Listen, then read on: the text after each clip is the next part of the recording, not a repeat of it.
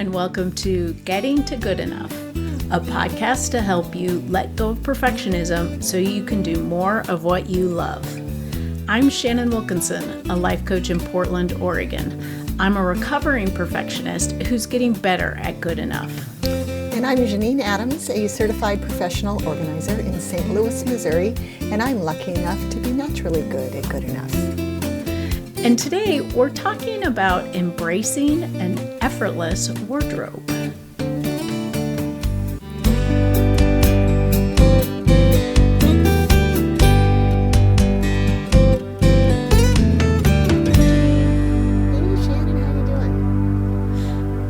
I'm excited to talk about this today.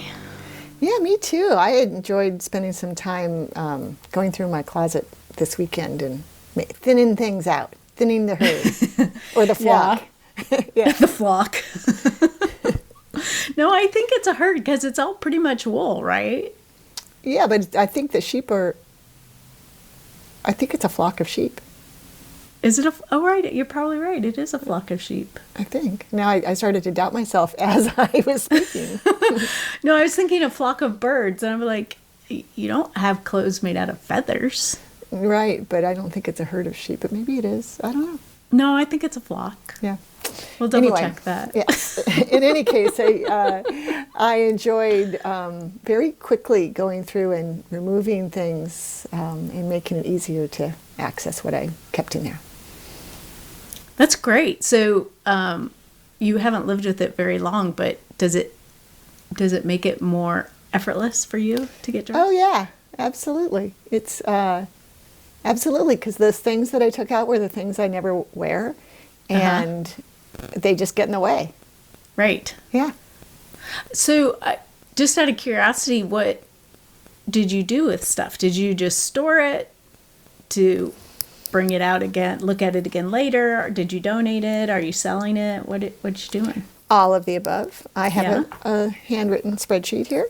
I am donating, of the 59 items hanging in my closet, I'm donating 13 of them and selling 4, and I moved 9 to the basement. Wow. Leaving 33 in the closet, just coincidentally 33. It's not that I'm doing Project 333. Yeah. Yeah. Well, yeah. That's great. I haven't sold I haven't sold the 4 items, nor have I gone to the donation site, but they're out of my closet. I did move the things to the basement, though. Yes. Well, step 1. That's right. I did a little bit of closet thinning today, and I headed back to Project 333 to sort of get myself inspired, because I've really been feeling like my closet is the opposite of effortless. Like getting dressed is very effortful. Yeah, that's unfortunate. I mean, yeah. I think it's like one of those things that if you can free it up, like so many tasks or chores that we do, like obviously that, I guess I just revealed how I feel about dressing. It's, if you can make it easier, life gets better. Use your brain power for other things. Yeah. And it's interesting. You sent me an article which sort of prompted this topic.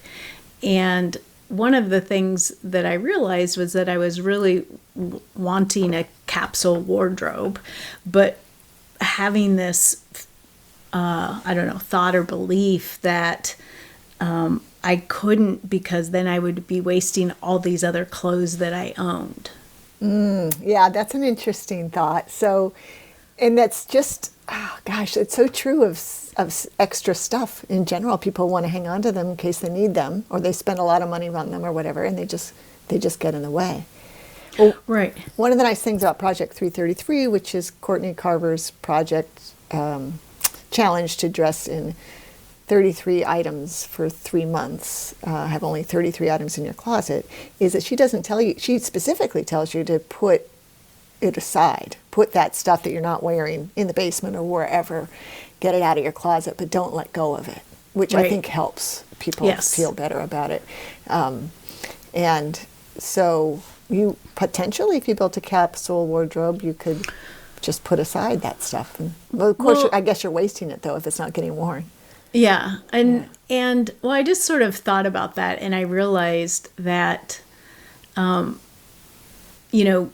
me going out of my way to wear something that I wouldn't normally want to wear just so I'm not quote unquote wasting it, is not like it. Well, so what? Who cares? Like, it's just sort of absurd. It's just like one of those unwritten rules that I didn't know that I was following. Yeah, it's great that you recognized it. It's an interesting concept, and a great thing that you can work with, right? Right. And so what I did was, and I also didn't want to move stuff into my basement and then, it becomes something that's in the way down there and another, like I didn't want to do that. But I have sort of designated, or not designated, but the way my closet is built, there are different areas. And so what I did over the weekend and this morning was picked 33 items and put them all in one section all hanging in one section of my closet. And then everything else is getting stored in the rest of the closet. So it's still there. I can still, if I feel a desire to wear something else, or, I have an event or something that I need something that I didn't pick, I have that, which, I like lots of options. I like lots of choice, except for when it's too much. You like just the right amount of choice. Exactly. I don't want no choice, but I don't want too much choice.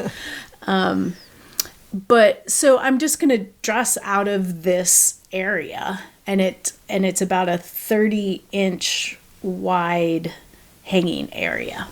Mm-hmm. And so even the t-shirts and stuff that I picked, I hung up on hangers. Oh, and it's all right there on one rod. Is that right? And it's all right there on one rod. The pants, the t-shirts, sweaters, everything that I will pick from is all hanging on one rod. So I don't have to look at the rest of the closet. I can just look at this space and choose what I'm going to wear. And do those 33 items fit on the one rod with ease? Yes. Oh, good. Okay. And so it feels like it's less effort to get dressed? Yes. I mean, I haven't gotten dressed from there yet. Oh, because you did it today. Because I did it today. Yeah. But I did, when I was clearing that space so that I could use it, I did use some of my closet cleaning tips that I've done in the past, where I did it in my bra and underwear and tried stuff on right then and there and made decisions. I got rid of things that I've been holding on to a long time that I just don't like how they fit. Mm-hmm. And so they went in the donation bag today. And I also, I had like linen shirts and stuff hanging up. Like, I'm not wearing those until the summer, so those could go away immediately. And, just like pick the easy stuff first, and then kind of went through everything else and tried to just pick things that, the things that I keep going to over and over that I love to wear, that are comfortable, that are warm because it's freezing. And I'm excited to see how it goes. Yeah. Are you doing Project 333? Not 100%. Okay. But I'm working with that idea. Got it. Excellent. I'm not holding myself to it rigidly. Mm-hmm. But I did pick 33 things. And it felt like enough. Yep. Excellent. Yeah, I kept going like, wow, there's more. I could have more if I wanted. Oh.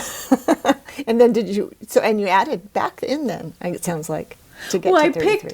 What I ended up doing was putting some things in that I haven't worn yet this winter, that I couldn't decide if I wanted to keep them or not. And so they're sort of in the rotation, and if they don't get worn this winter, then I'll get rid of them. Great. Nice. In the spring. 33 is not that little. right? I mean, it's all I kept too. I mean, it's a decent amount of stuff. Right. Do you remember? Of course, you don't remember, but I'll remind you that when I did Project 333, and I don't remember how long ago I did it, but when I got through that first quarter, you're supposed to wear it for 3 months, and then you switch it out. Right. I think I can look it up, and I'll put a link to my blog post in the show notes. But I think there were 12 of the 33 that I never wore once. Oh, I think I do remember that. Yeah, and there was another number like that I put into the second collection. So it wasn't that I was sick of them. Right. So it's true that we tend to wear the same stuff every day. And I think for speaking for me, it was when I was cleaning out this time, I found it really easy to clear out anything that was synthetic. So I'm now like, except for the wool land will put some polyester in the blend, the wool blend, to make it more durable. I have all. I think I have one cotton, but the rest is wool. Luckily, it's winter, but that's not true. I have some. You wear wool dresses all summer. It's true, I do, and I do have a couple. I used to have a couple. Now I have one denim jacket. So that's not wool. But for me, having that little criteria, finding that sweet spot of the fabric that I like to wear, helps just made the other stuff fall away over the last couple months or years, I mean. Right. Well, and the other thing that your ability to wear so much wool helps you with is the care of the clothing. Like, wool doesn't have to be washed as much as synthetic. Merino wool is amazing. I mean, they say it's odor-resistant, and in my experience, it definitely is. So I literally sniff my armpits every night. I not every night, actually, in the morning, but I hang a dress on the door or whatever I've worn that day. And then when it's time I do laundry once a week, and I sniff armpits. And I washed no dresses last week. Saturday when I did laundry. Yeah, they were all fresh smelling. I do wear wool underwear, and I do wash it. It just seems right. Right. Yeah. It's a single use before I wash it. But I'm happy to hear that. Yeah. But yeah, when I wore the Black Rowena dress for 100 days, I washed it. I can't remember if it was 6 or 8 times. Yeah, I was thinking that it was not that much. No, it's and it also, like, I went to a client's house wearing black and they had pets, and there was pet hair on it. Next day, while it was, I guess the pet hair is on my floor, because while it was hanging, just all fell away. It all fell away, yeah. That's kind of awesome. Yeah. But that's another thing that I've been trying to pay attention to is, how much I wear something. And I've never been a person that watches my clothes every time I wear them, regardless. But I have seen some discussions in a Facebook group I'm in recently about, this idea of, well, if you wear it, then do you put it away with your clean clothes, or do you put it somewhere else? And then everybody ends up with, like, the chair that has all of the once worn clothes on it. Yep. And I realized that, like, if it's clean enough for me to wear again, it's clean enough for me to put away. Right. 100%. I mean, with the caveat in my world that I want to air it out. Like, I don't want to put something I've worn, a wool thing I've worn all day, in the closet at night. Right. So I air it out. It's just feels better to me. But yes, right. If it's good enough to wear, why can't you mix it with the stuff that's fresh out of the laundry? Right. Right. I agree. And it's an age-old conundrum, isn't it? I mean, yeah. We've all struggled with that. Right. But you and I have the answer, Shannon.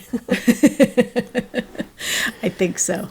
Yeah.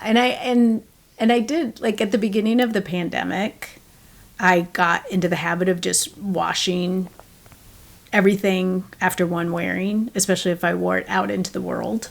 Mm-hmm. Oh, because of fear of germs? Yeah. Uh-huh. And that created a lot of laundry. Yeah. So another way around the conundrum is to keep wearing the same thing until it needs to get washed. I mean, you wore the same dress for 100 days. So, why can't I wear the same top and the same leggings or whatever? Exactly. I have a favorite pair of leggings that I wear almost every day and wash. I sniff it and may or may not wash it. Yeah. So, and I have more than one pair of leggings, but these are the ones that feel the best, and I'm wearing them right now, of course. Yeah. I wanted to mention that when my 100 days was up, I kept wearing the dress. So I actually don't know. I think I wore it until I got my reward dress. So, yeah, you can wear it, and I'll wear the same combination of things day after day as well. So does my husband, for that matter. But yeah, my husband does too. Because he has two different, he has 50% of his job is one thing and 50% is the other thing, and they're sort of every other day. And so what he wears on Monday is the same thing he wears on Tuesday. And then he wears something different on Wednesday, sort of a weird day. But then whatever he wears on Thursday is what he wears on Friday. So he basically has to come up with 2 outfits or possibly 3 a week. Right, because he sees different people on Mondays and Tuesdays than he's Thursdays and Fridays. Right. But of course, we know the one thing I learned from the 100-day dress challenge was that nobody notices what I'm wearing. So. It does. Yeah. Yeah. I would, if I worked in an office, I'd still dress that way. I'm pretty sure. Right. Yeah. Right. So I think that's one of the things that I want to embrace in having a more effortless wardrobe is putting the same thing on day after day if I'm enjoying wearing it. Yeah. Let go of the need, the should around wearing something different. Mm-hmm. Yes, I will say I love wearing the same cozy clothes day after day. I really do. Yeah, I just am realizing that I have all these little unwritten rules in my head, and so thinking through these things or talking them through, and then realizing where I'm getting stuck and what's underneath that has been super helpful. Yeah, I mean, that's the kind of thing you do for clients all the time, right? Right. You're turning it on yourself this time. Yeah. That's good. Yeah. And it's so funny that I haven't really thought through all of this stuff before. Yeah. Yeah, it is kind of funny. Who cares if I put the same thing on every day? Even if people are seeing me, even if I am going out in the world, it doesn't matter. And I will say, and I'm someone who feels like I've let go of that. I still think about that. I'll think, I have a monthly meeting I go to in person now, and I think, oh, what did I wear last month? Like anybody would notice. I can't even remember what I wore. Yeah. So, the other thing that just popped into my head that's the flip side of all this is shopping. Right. And adding to the wardrobe. And I used to tell people, 10 years ago my deal was I wouldn't buy new hangers. So I had a certain number of hangers, and if they were all full, and I bought something new, I'd have to let go of something so that and I felt like I was a genius. and now I haven't given away my hangers. I don't know why. I just moved a ton of empty hangers into an empty closet. My point is that there's so much freedom in my life anyway around not adding to it. Having a wardrobe that I don't need to update is great. And that's where I feel I am today, a month ago I was combing the Wooland website looking to see what their new offerings were. So. Right. But I haven't bought anything in a while, and I have everything I need. So. Yeah. And letting that be okay. Oh, yeah, exactly. Yeah. I mean, enough, more than enough. I mean, abundant. Just right. That's it. I feel like Goldilocks. It's just the right amount of clothes that feels really good to me. And so I have no desire to go shopping. Right. Yeah. So I don't enjoy shopping anymore. I used to shop as a hobby. Mm-hmm. Me too. When I was much younger. You and I have been shopping together more than once. Oh, yeah, which I enjoy. Yeah. somehow that always feels different. And I think that's because most of the shopping we've done has been at thrift stores or resale stores. Mm-hmm. And so there's a limited amount. It's not like walking into a department store or something. Or even into like a specialty boutique or something where everything sort of looks the same or whatever. It's like you never know what you're going to find. Mm-hmm. And there's pretty much one of anything. And so it's much more fun. Yeah. And that feels totally different than like, I have to go to the mall and go shopping or something. Yeah, agreed. I hate that. Yeah. I only buy from thrift stores except for these new wool clothes I buy online, so I don't go into stores. But I'm even not one to go to the thrift store. That said, I did buy a new winter coat at a thrift store 2 weeks ago. So. Right. Well, I mean, that was, I'm guessing, something that you needed. And so you went in to look for something that you needed? Yes. As opposed to like recreationally heading to the thrift store. Exactly. And I went in, found it, left. And it was replacing, well, actually I took it to the basement, but it's replacing a coat I'm pretty sure I bought in 2015. So, yeah. So yeah. I got my use out of it. Yeah, so I think that's something else to keep in mind when you're trying to create a more effortless wardrobe is if it matters to you, and I hope it matters to everyone a little bit anyway, is the environmental impact of buying more clothes and managing your clothes, washing them, and all of the energy, literal, and resources, literal and figurative, that go into maintaining a wardrobe. Mm-hmm.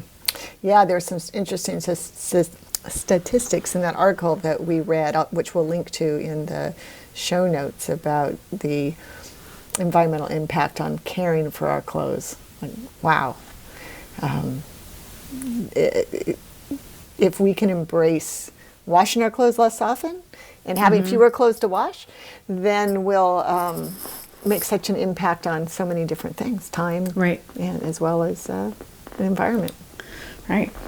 Well, I'm looking forward to having a more effortless wardrobe. Well, I look forward to hearing how it turns out. Yeah. We'll see. Yeah. Well, we would love to hear from you, our listeners. Do you have an effortless wardrobe? Where do you get stuck with your clothing choices? You can let us know on Facebook or Instagram at Getting to Good Enough. You can head over to gettingtogoodenough.com and leave a comment in the show notes. You can call 413-424-GTGE, that's 4843, and leave us a voice message. Until next time, this is Shannon Wilkinson in Portland, Oregon. And Janine Adams in St. Louis, Missouri. And we hope that good enough is getting easier for you.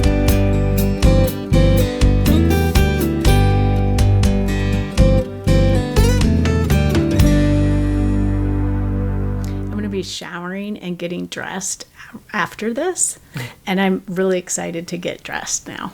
Oh, that's nice. I hope it's effortless. Me too.